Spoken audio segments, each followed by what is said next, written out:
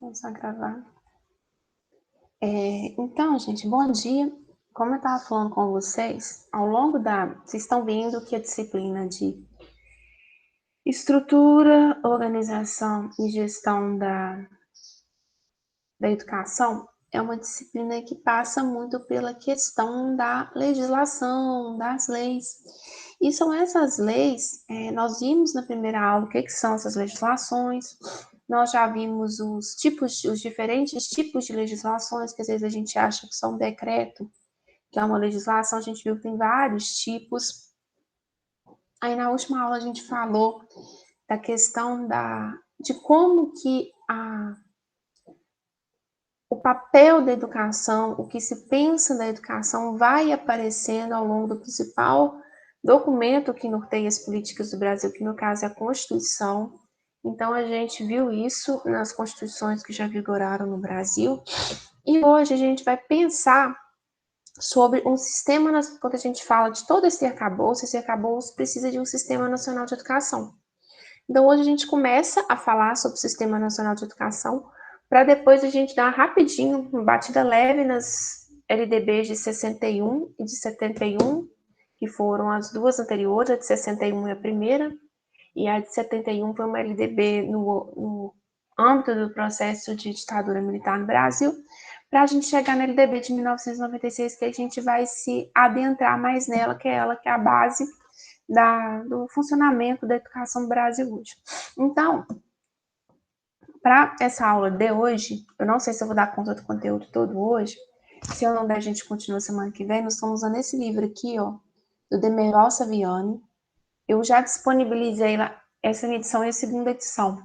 Eu disponibilizei para vocês, que eu localizei ontem, os capítulos que eu li para preparar a aula, que é o capítulo 1, o capítulo 2 e o capítulo 3. O primeiro capítulo, que chama Significado de Sistema Educacional, o capítulo 2, que são Sistemas Nacionais de Ensino, e o capítulo 3, Obstáculos à Construção do Sistema Nacional de Educação. Então, a gente vai usar esse aqui, vai ser nosso guia nessa aula. Deixa eu apresentar a tela para vocês. Qualquer coisa, gente, se vocês tiverem dúvida, vocês podem me parar. Pode ser que tenha algum momento que o conteúdo dê uma agarradinha, que ele é mais chatinho. Vamos lá.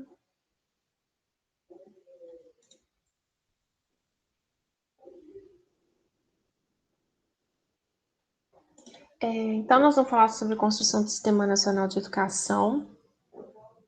A referência para essa aula é o livro, como eu já disse para vocês, Sistema Nacional de Educação e Plano Nacional de Educação.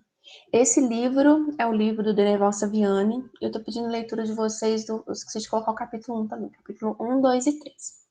O Demerval Saviani, gente, não sei se vocês já ouviram falar de Saviani em algum momento. Deixa eu só acender minha luz aqui, tô achando que é escuro. Vocês já ouviram falar de Saviani? É o mesmo que você usou para aula de didática? Uhum. Eu olhei no Siga. Eu olhei no Siga também.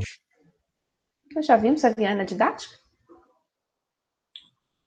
É porque Você falou. É porque você acompanhou. O Saviani, ele é um cara, tipo assim,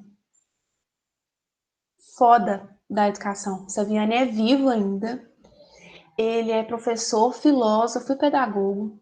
O Saviani, ele tem uma teoria própria dele, que é a teoria histórico-crítica, que ele fala a respeito que é uma teoria que está um pouquinho aliada à questão da sociologia e da didática.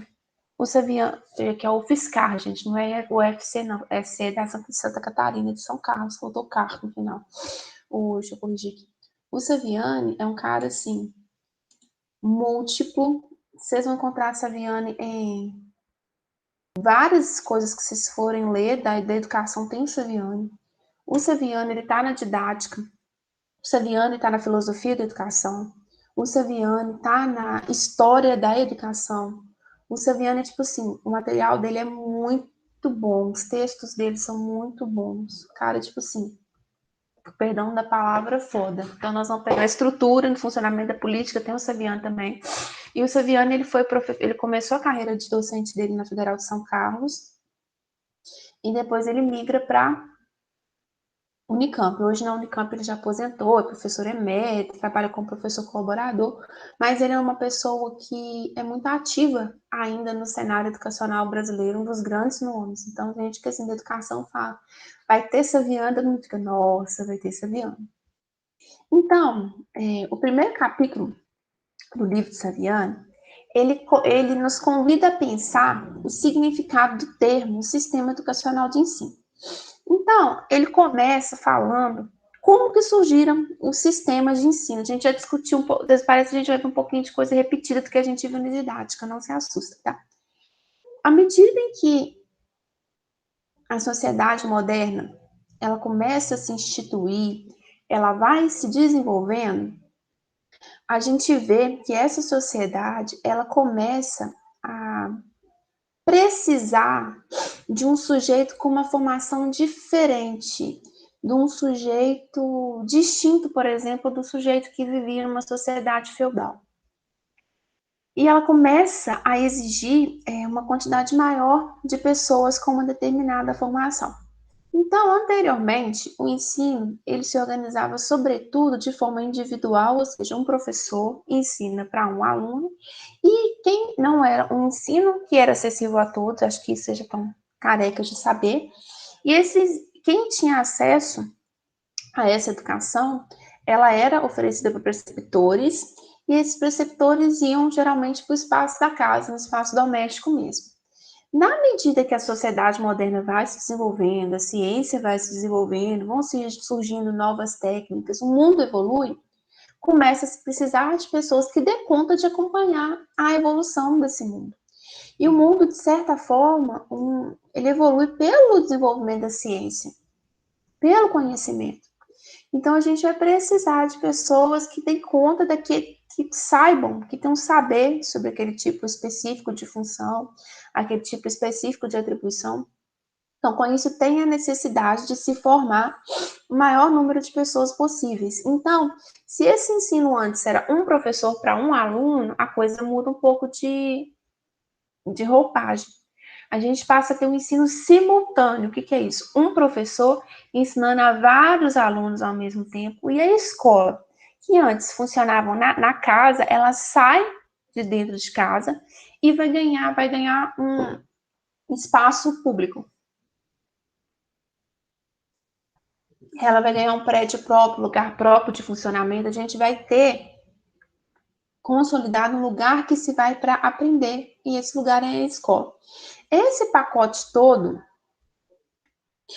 essa mudança, essa passagem do ensino individual para o ensino simultâneo, a educação ela vai ficando cada vez mais organizada, mais sistematizada. Ela vai tendo uma forma própria de funcionar.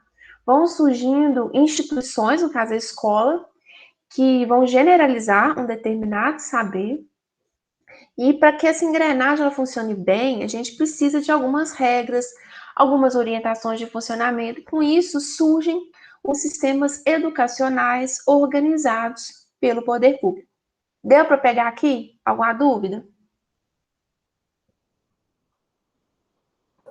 Tá tranquilo por enquanto. Tranquilo, Inês. Esse processo, gente, ele se deflagra com grande força na Europa, quando a gente vê a Constituição dos Estados Nacionais. O que é essa Constituição? A gente tinha vários povoados, vários reinos separados, e são feitos processos de poder juntar. Nós vamos ver um caso na aula de hoje. E na medida que esses países, que eram povos separados, vão se juntando em torno de um país só, é preciso que a heterogeneidade que existia nesses povos todos separados, cada um com sua língua, cada um com seus costumes, com seus valores, a gente consiga dar uma uniformidade. Que, querendo ou não, é muito mais fácil eu conseguir controlar, conseguir dominar algo que é homogêneo, ao mesmo tempo esse homogêneo consegue diminuir certas diferenças que podem ser prejudiciais, do que uma coisa que é cada um do seu jeito. Então, nesse processo aqui, são implantados os sistemas nacionais de educação. Aí, quando se fala em Sistema Nacional de Ensino, Sistema Nacional de Educação, o Saviano, ele começa a falar que esse termo, quando a gente pega para estudar ele dentro da realidade do Brasil, ele é um termo polissêmico e impreciso. Quando a gente fala o sistema de ensino, a gente tem a impressão, no primeiro olhar, de que são a reunião de várias unidades formando um todo. Por exemplo, ele não fala Sistema Federal de Ensino, Sistema Particular de Ensino. O que seria, por exemplo, o Sistema Federal de Ensino? Seriam todas as instituições de ensino que são financiadas e estão dentro do governo federal. Sistema particular de ensino, todas as escolas, faculdades, universidades privadas. Então, a gente tem a ideia de que o sistema escolar é a junção dessas coisinhas que são semelhantes. Então, por isso que a gente fala sistema público de ensino, que são todas as escolas públicas, sistema privado, todas as escolas particulares, sistema superior, sistema de ensino profissional. Aí, depois que o Saviano explica isso pra gente, ele fala que a gente ainda até costuma fazer algumas classificações dentro do sistema educacional. Aí ele traz 6 exemplos. Primeiro, quando a gente classifica o sistema por entidade administrativa que ele pertence. Sistema federal, sistema estadual de ensino, sistema municipal de ensino, sistema particular de ensino. Quanto à natureza, oficial, oficializado e livre. Oficial é aquele sistema de ensino que segue as normas que estão no LDB. O livre trabalha do ensino, mas para que ele exista, ele não necessita de seguir essas regras. A gente costuma classificar esse sistema também por grau. Educação infantil, ensino médio, ensino fundamental, por natureza, o ensino comum ou regular, o ensino especial, que é voltado ao atendimento de pessoas com necessidades educacionais específicas, pelo objetivo de preparação do sujeito que frequenta essa escola. Ensino geral, ou ensino especializado, por exemplo. Grosso modo, tá, gente? A gente tem o ensino médio integrado, que os institutos federais oferecem, e o ensino médio, entre aspas, normal. No ensino médio geral, a gente cursa as matérias, português, matemática, física, química, biologia. Já no técnico, que é o ensino médio que prepara, habilita para uma profissão, que é o ensino médio especializado, a gente vê que esse aluno ele vai fazer essa base nacional comum, mas, ao mesmo tempo, ele vai fazer disciplinas técnicas que vão habilitar para o exercício da profissão. A gente pode também falar em sistema, classificando por ramo. Isso acontecia muito na época. A gente hoje não tem muito isso presente, não. Mas, num período da nossa história, pai, mãe de vocês provavelmente passou por isso. Que chegava no ensino médio, aí fazia um médio com uma formação. Vocês já viram esses casos? Que saía do médio com uma espécie de técnico, com uma formação, o povo fazia magistério. Ai, gente, negócio lá. Não era nem ciência da computação, não. Banco de dados? Não sei se não é banco de dados, não. É um negócio de dados. Magistério, isso hoje não está muito presente, mas a já viveu ao longo da nossa história. Entenderam até aqui, gente? Tá tranquilinho? Sim. Tranquilo. Então, tudo que a gente discutiu até agora, que eu apresentei com vocês como sistema de ensino, o Saviano chega e fala: balela, vocês estão usando o termo sistema de ensino de forma errada. Quando vocês falam sistema particular, vocês estão considerando apenas um aspecto.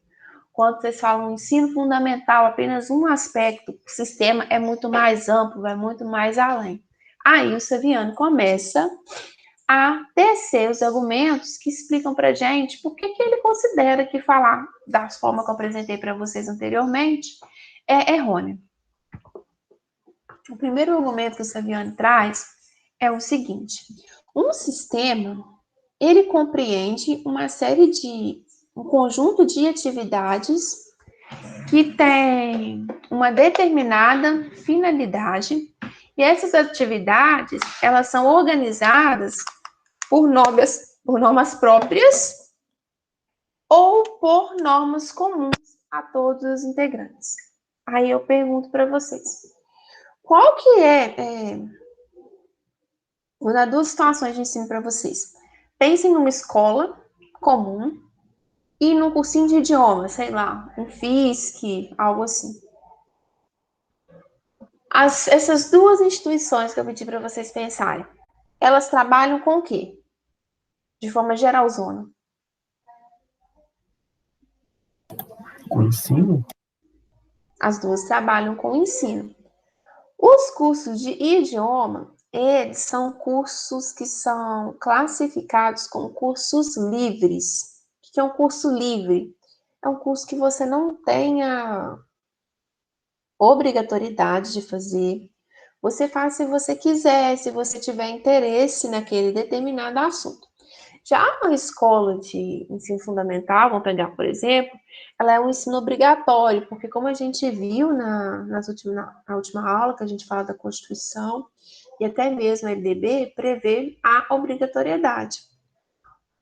As escolas livres, pela nossa legislação, elas não pertencem ao sistema oficial de ensino. O que é esse sistema oficial de ensino? São as instituições que têm de ensino que se enquadram e têm que seguir as diretrizes e bases da educação. Os cursos de idioma, eles não têm que seguir essa orientação. Cada curso de idioma, ele tem uma autonomia e ele se organiza de acordo com a rede, com a franquia dele, como o proprietário quer organizar, se vai ter nota, se não vai ter nota, se é por presença, se não é por presença, se vai depender, tem liberdade para se organizar. Já uma escola, por exemplo, de ensino fundamental, que pertence ao sistema oficial de ensino, ela não tem liberdade para fazer o que ela bem quiser, da forma que ela bem quiser. Ela tem que seguir as diretrizes se ela pertence ao Estado, do Estado tem que seguir o que está previsto na LDB. Então, as instituições que compõem o sistema de ensino, é o que o Saviano chama atenção, elas vão seguir normas gerais e comuns. As que não pertencem a esse sistema de ensino, elas não têm a obrigatoriedade. Se todo mundo tem que seguir normas gerais comuns, por que eu falo em diferente, que a gente falou lá nos primeiros slides, de diferentes sistemas? O sistema é só um, todo mundo tem que seguir, que pertence a esse sistema tem que seguir essa mesma regra.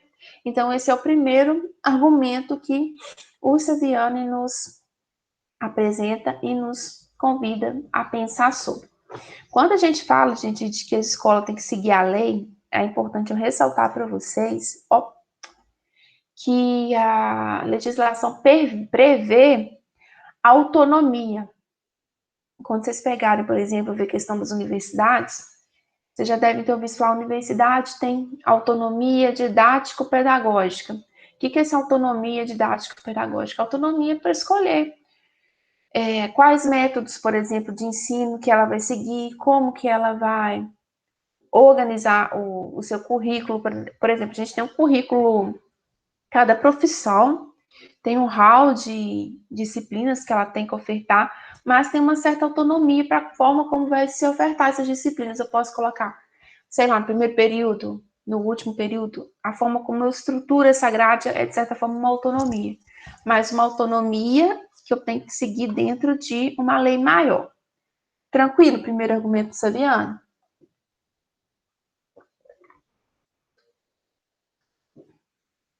Alguma dúvida, gente? Tranquilo, Thais. Deram para entender o que é o sistema, os cursos livres e o curso oficial? Deu sim. Aí, o segundo argumento que o Saviani apresenta é o seguinte: nas sociedades modernas, a instância dotada para legislar, ela é o Estado. Logo, só se pode falar em sistema no âmbito público. Isso é muito interessante. Isso aqui não cai em concurso. Despenca, despenca, despenca, despenca, despenca, despenca. Olha a pegadinha.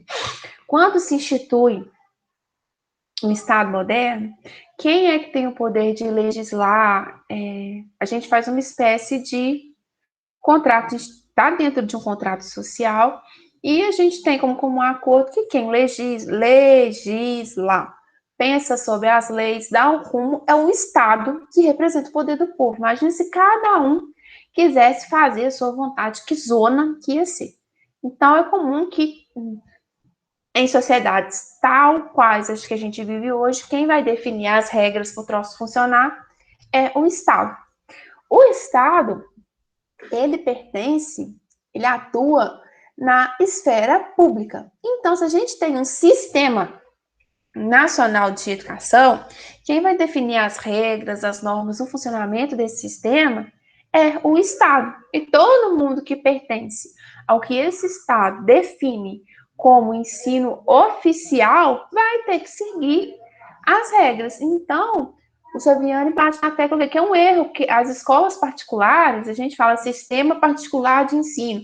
Errado. Escola particular não é sistema particular de ensino.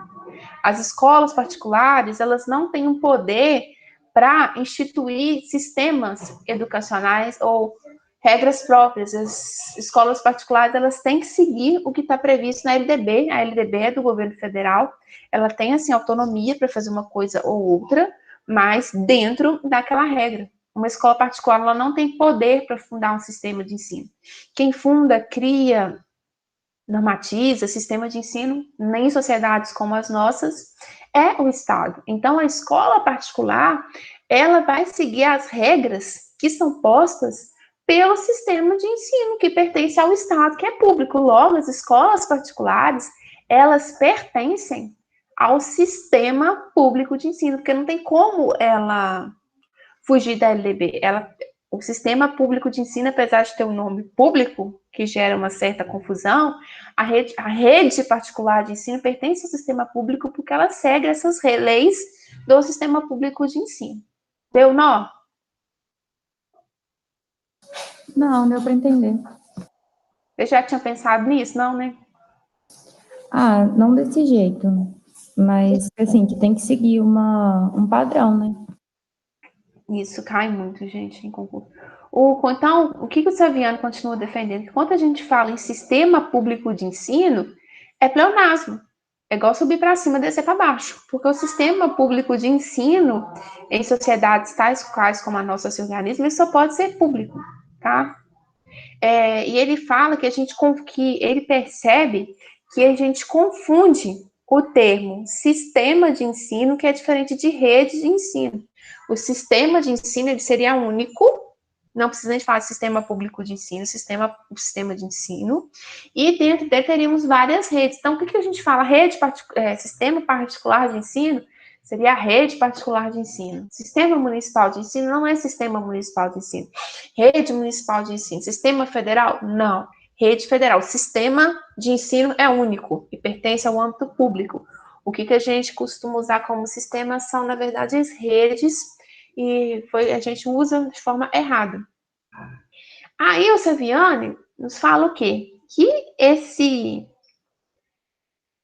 essa forma errada de usar o termo, ela está lá na Constituição Federal. A forma como o termo sistema aparece na Constituição, que é a crítica que o Saviani vai tecer, ele foi usado de uma forma que, como ele foi colocado, ele não foi pensado e compreendido de forma nítida. Então, para o Saviani, o que eles colocam na Constituição, por exemplo, como sistema, não é um sistema, é uma rede escolar. Quando foi proposto o texto pensado, não se refletiu sobre o real significado do que é um sistema de ensino. Tranquilo até aqui, gente?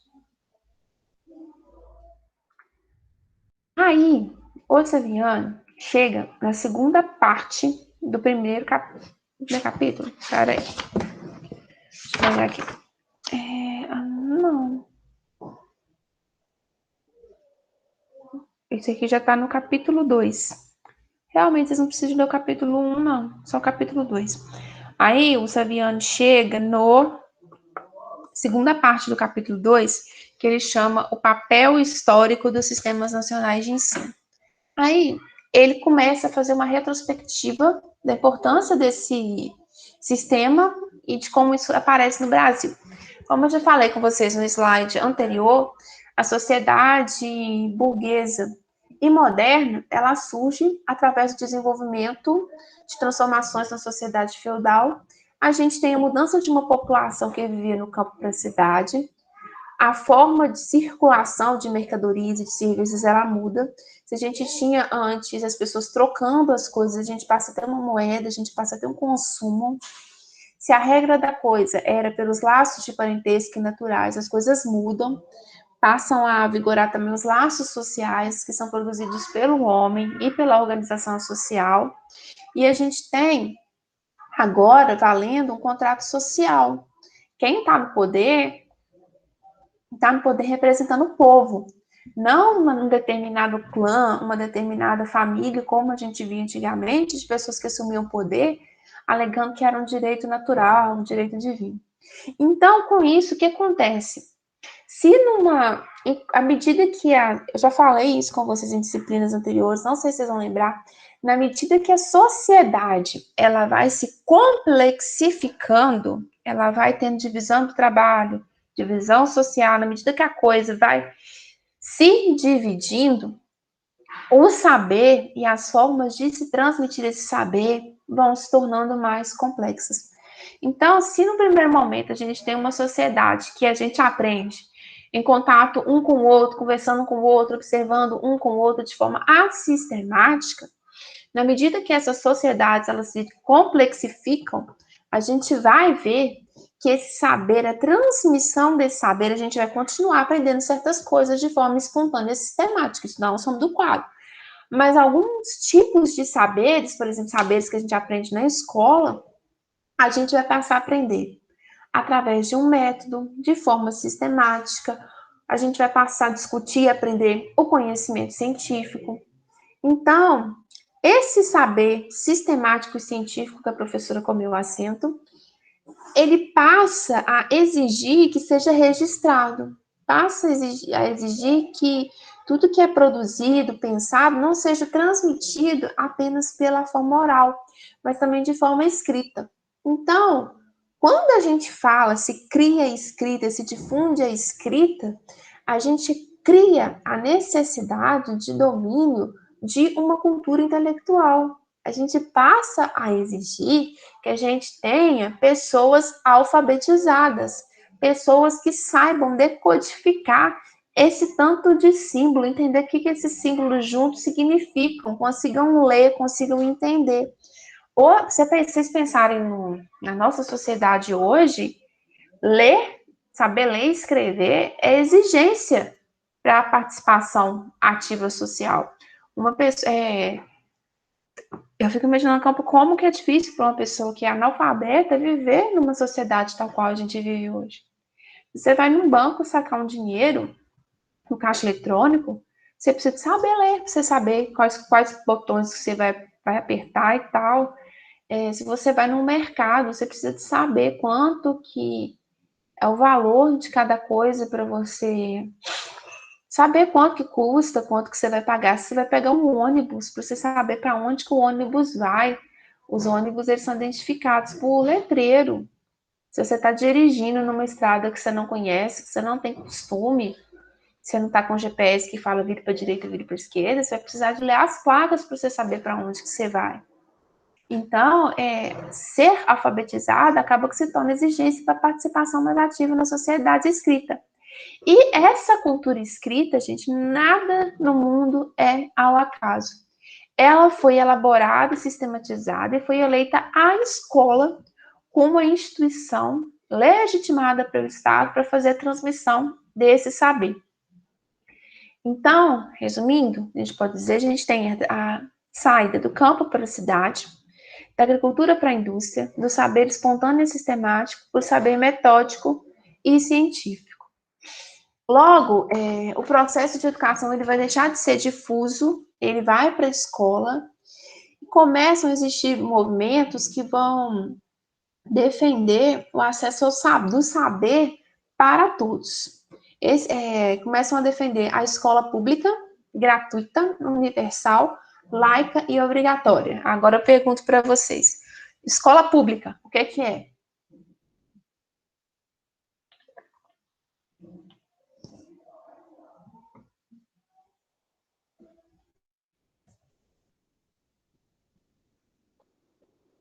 Seria uma escola que é para todos, que você não precisa pagar alguma taxa de matrícula, uma coisa assim?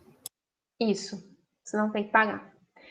E ela é financiada, e ela é organizada e financiada pelo poder público. Você não tem que pagar taxa, acho que encaixaria mais aqui, Felipe, no gratuita. Escola laica.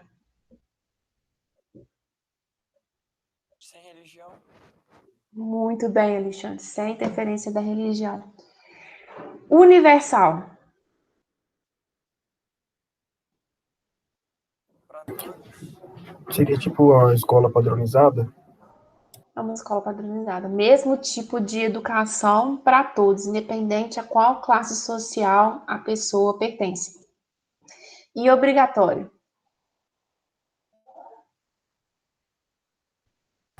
Que todos devem participar. Tem uma faixa etária, a gente vai vendo, cada país delimita uma faixa etária, um período de série, para que todos frequentem. Muito bem, gente, fico feliz, viu? Então, começam a defender que, nesse contexto todo que a gente falou no slide anterior, que é papel do Estado a iniciativa de organizar o Sistema Nacional de Educação, para que, através desse Sistema Nacional, se consiga universalizar o acesso à escola elementar, que a pessoa que frequente, que todos tenham acesso minimamente ao domínio de leitura, escrita, cálculo, noções de história e geografia. Então, é essa escola primária, a escola elementar, que a gente chama, que vai ser a referência de onde vai começar a ser construído o Sistema Nacional de Ensino. Porque quando ele surge, a ideia era universalizar esse basicão aí para todo mundo. A ideia era combater o analfabetismo. Então, vários países do mundo vão trabalhar nesse combate ao analfabetismo. E esse, então, que é o papel histórico dos sistemas nacionais de ensino. Aí, o Saviani, no livro dele, ele traz para a gente pensar como que vai ser formado o sistema de ensino italiano, ele traz uma série de explanações. Vamos entender como é que foi o caso da Itália. Até metade do século XVIII, a Itália era composta de diferentes reinos. Existe uma luta pela unificação do território italiano, então a Itália vira um território só em 1861. E quando se cria esse Estado italiano, as primeiras regras que saem para a educação, elas vão enfatizar o ensino superior, ficando a cargo das comunas. Comunas é como se fosse município. A responsabilidade por instalar, manter, admitir e pagar os professores do ensino elementar. E o que acontece com isso? Um caos. Resolve nada. Nada, nada, nada, nada, nada. Como a gente vê no Brasil hoje, que das 3 esferas que a gente tem, que a nossa Constituição prevê: União, estados e municípios. Quem tem mais dinheiro, gente?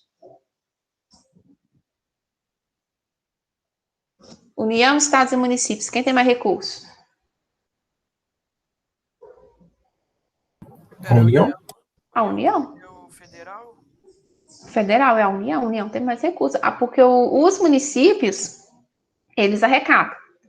Mas eles ficam com uma parcela do imposto e tem que passar uma parcela para o Estado. O Estado, ele arrecada, mas ele tem que pegar o que ele arrecadou do município e a arrecadação dele e tem que passar para a União.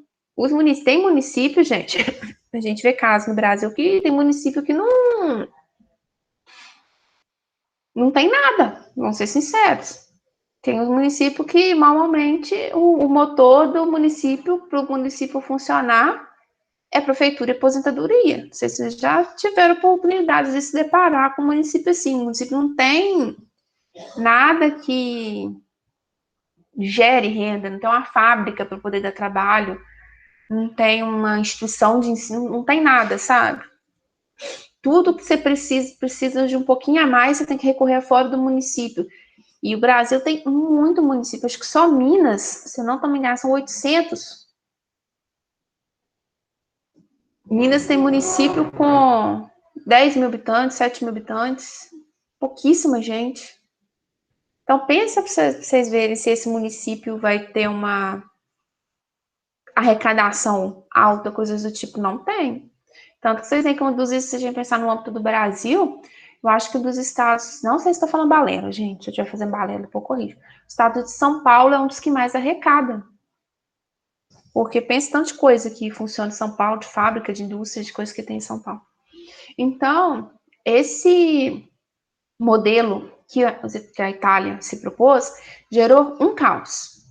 Além disso, para piorar a situação, a contratação do professor acabava que virou uma coisa de coronel, um mandonismo local. As professoras, elas eram contratadas por esses, entre aspas, vamos dizer assim, prefeitos, e esses prefeitos achavam que que eles eram donos das professoras. Achavam que essas professoras, elas eram obrigadas a trabalhar como cabo eleitoral desse político, e ela acabava não sendo tratada como uma servidora do Estado, mas sim uma servidora do prefeito. Isso é muito sério. Imagine se todo mundo achasse que todos os funcionários públicos achassem que fossem servidores do prefeito X ou do prefeito Y. De forma alguma, gente, é que nem eu. Eu não sou professora do fulano de tal, eu sou da rede federal de ensino, trabalho com o Instituto Federal Sudeste de Minas Campos Muriaé, independente de quem esteja no poder. Então, acaba que quando tem essa questão de atrelar o acesso ao cargo a uma determinada figura política, a pessoa não trabalha para a instituição. A pessoa, no caso, aí acaba trabalhando para o prefeito. E aí, quais foram as consequências desse pacote desastroso italiano? No final do século XIX, mais da metade da população italiana era analfabeta, e desde o século XVIII tinha uma campanha muito grande para que o Estado ele assumisse a responsabilidade do ensino primário, e isso não aconteceu. Aí houve na Itália o caso dessa moça aqui, Itália Donati. Itália Donati era uma jovem professora, e era de uma família muito pobre, e ela se viu naquela situação das professoras envolvidas no mandonismo local. Ela foi contratada por um prefeito de uma determinada cidade, não lembro qual cidade agora. E esse prefeito não aceitou nem que ela morasse fora da casa dele. Ela tinha que morar dentro da casa dele, e ela sofreu muitos abusos. E começaram a ter boatos na cidade de que imagina o período, né, gente? Que eram contra a honra dela, começaram a falar mal dela, falaram que ela tinha abortado, e foi tanta pressão na cabeça dessa moça, né, da Itália, que ela se suicidou. E o suicídio dessa moça teve uma repercussão muito grande na Itália, porque fez com que as pessoas refletissem essa questão ela é funcionária do Estado, não de determinada pessoa. E houve um movimento para a luta contra a perseguição dos professores por parte da política local, em favor do Estado assumir a responsabilidade, não deixar a cargo das comunas, tá? E em 1911, depois de um dado tempo, o ensino primário ele foi colocado sob a responsabilidade do Estado na Itália, instalando um sistema nacional de ensino lá, mas não foi um processo assim, aconteceu o caso da Itália Donati foi, não. Teve muita oposição dos conservadores que temiam haver o monopólio do Estado na educação. A ala conservadora, ao longo da história, sempre vai ser muito contrária a uma escola universal, a uma escola laica, a uma escola pública e gratuita. Eles usam o discurso de que isso é um monopólio do Estado que tira o direito a... não é nem diversidade, não usa a palavra diversidade. Tira o direito de escolha da pessoa. Mas a gente tem que pensar que quando o Estado age, que nem no caso, propondo um sistema de ensino, não é para tirar o direito de escolha da pessoa, é para tentar uniformizar, é para tentar garantir uma situação mais próxima e igualitária para todos, porque a gente sabe que não é. A coisa é muito desigual. muito desigual, muito. Por isso que é das coisas que a gente vê no Brasil, que é contra o... Eu vi a matéria da menina agora de manhã lá, que fez homeschool e queria entrar na USP e não conseguiu. Lógico que não vai conseguir. A gente tem um sistema de ensino, a gente tem lei no ensino que prevê que a pessoa tem que ter o ensino médio para poder ir para a faculdade. O Brasil não tem previsto em legislação em nada falando de homeschool. Como é que a criatura tira um troço, a gente, debaixo do sovaco, quer que o troço dê certo? A gente vive, que nem eu falei com vocês, dentro do Estado. O Estado brasileiro normatiza que o ensino tem que ser em instituição oficial e para você ter que fazer o ensino fundamental, depois o ensino médio, depois ser a faculdade. Não é a vontade de uma pessoa que prevalece. Existe toda uma legislação que vale para todo mundo. Não vale para A, para B, para C. Ela não concluiu. Ela pode ter estudado em casa por conta própria, ter morrido nos livros, ter passado na USP, beleza. Mas ela não concluiu o que está legalmente previsto. Ela não fez o ensino médio, o que a legislação brasileira não fez. A lei, gente, o discurso legal é que a lei é igual para todos. Não fez, não tem concluído, não vai. Felizmente, a gente tem o sistema oficial, homeschool, graças a Deus, não vai no Brasil. E imagina se eu tenho muito receio desse discurso de homeschool no Brasil. Porque tem uma ala da população que tem condição de botar os melhores professores particulares dentro de casa para cuidar dos filhos, para formar a educação dos filhos, e quem não tem. A lei, ela vai, querendo ou não, para mim, esse discurso do homeschool é ir tirando a responsabilidade do Estado de tentar universalizar o ensino de uma educação pública, de uma educação gratuita. É ir o Estado tirando o corpo fora dele de uma responsabilidade. Sei. Vocês querem falar alguma coisa? A gente tá falando igual o pop no sol. Opa.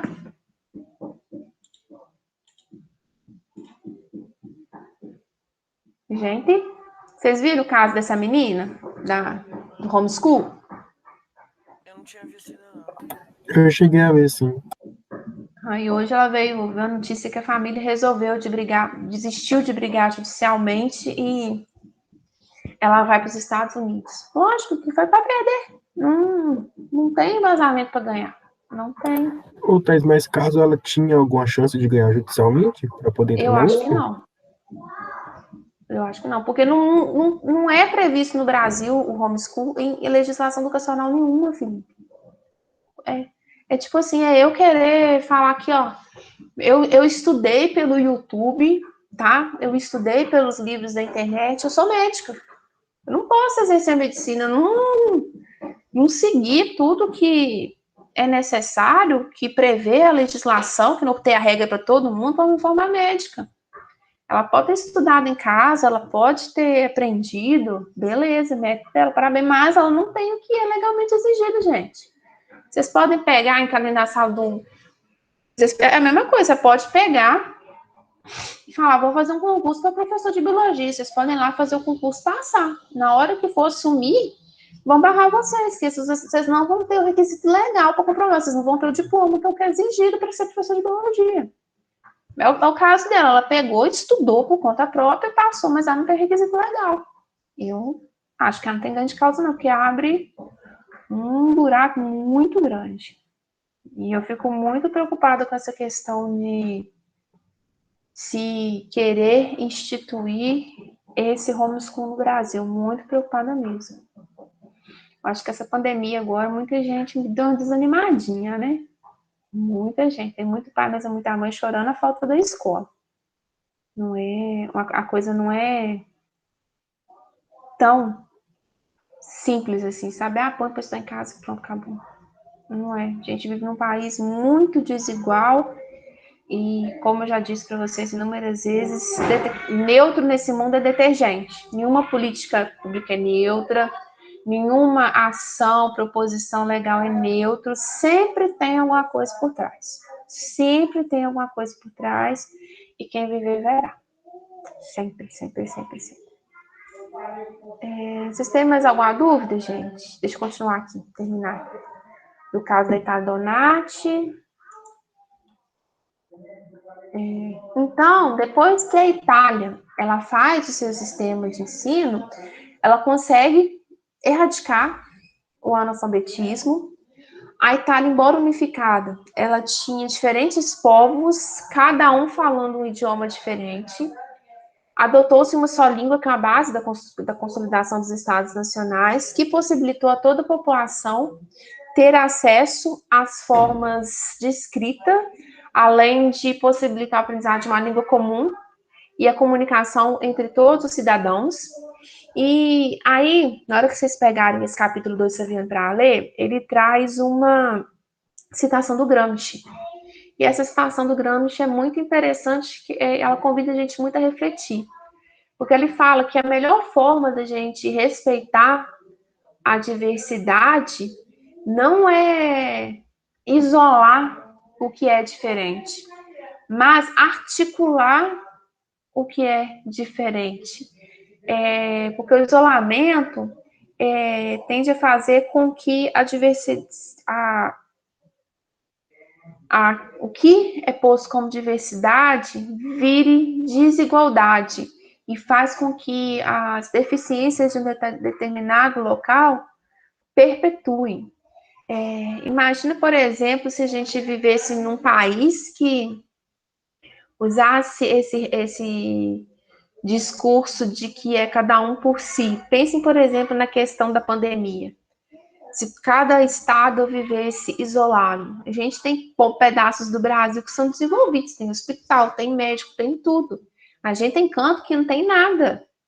Se cada um vivesse isolado e não articulado, imagina o caos que seria.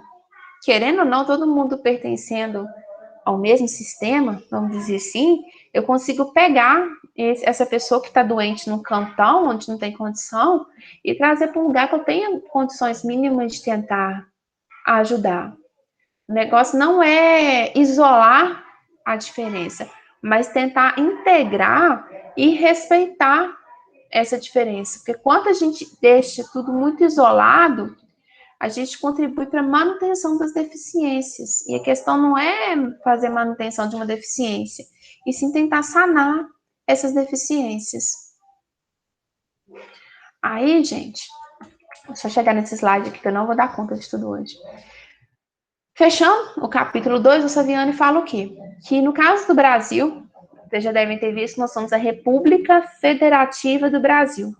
A gente é composta por vários estados da federação. A gente é uma federação composta de vários estados. Não sei quantos estados o Brasil tem de cabeça, gente.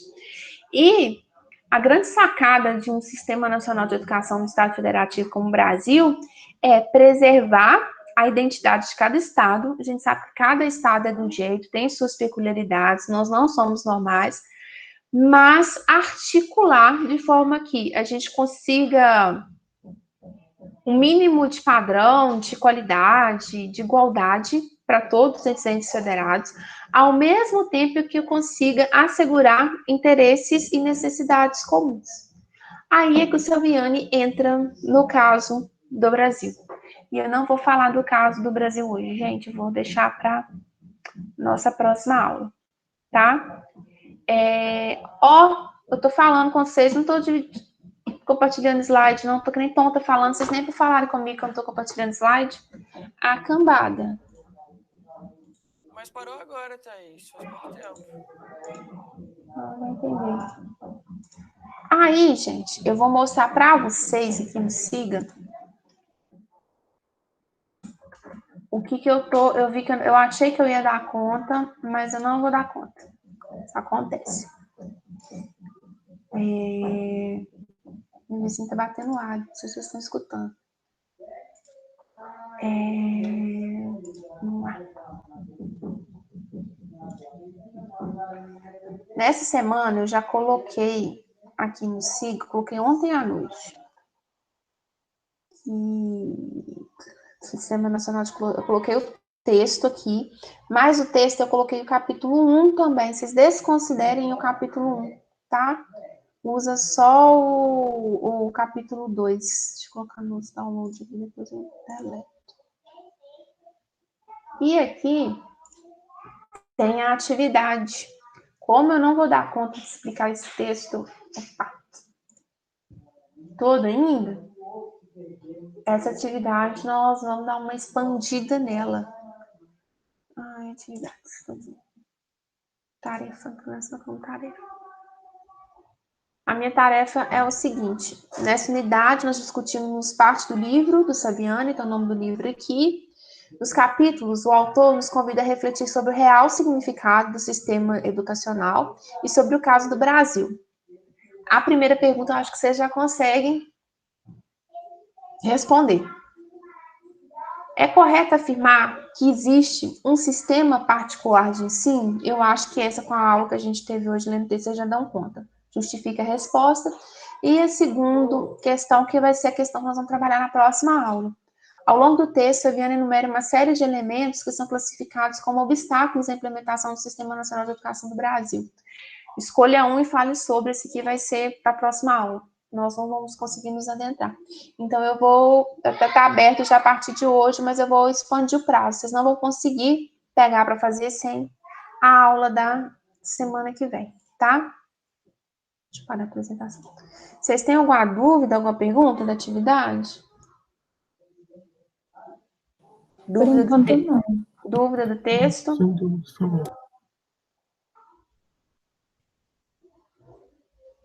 Não? Do texto também não, tá? Eu vou deixar, não vou gravar a aula, vou deixar vocês lerem o capítulo 3 de Saviani. Estou dando muito mastigadinho para vocês. Vamos ler o capítulo 3 de Saviani e na semana que vem eu vou começar a discutir com vocês esse capítulo 3. Leiam para a aula da semana que vem. Já vou... Até para ler o capítulo 3 para a próxima aula. Isso, capítulo 3, são os obstáculos à construção do Sistema Nacional de Educação. Pequenininho, são 2 páginas. Vou acostumar vocês a ler Saviani. Começar a ler na fonte. Leiam o capítulo 2, leiam o capítulo 3, vê se vocês têm alguma dúvida para a gente discutir esses pontos que o Saviani traz como obstáculos. E é bem interessante como ele faz a gente pensar, ele traz N pontos, ele vai falar de questão ideológica, ele fala de política pública, ele fala de financiamento, são N coisas. Então, na semana que vem, eu vou dar encontro síncrono na segunda-feira de didática, que eu vou explicar como é que vai ser a nossa logística, deixa eu parar a gravação. A partir da... Caramba.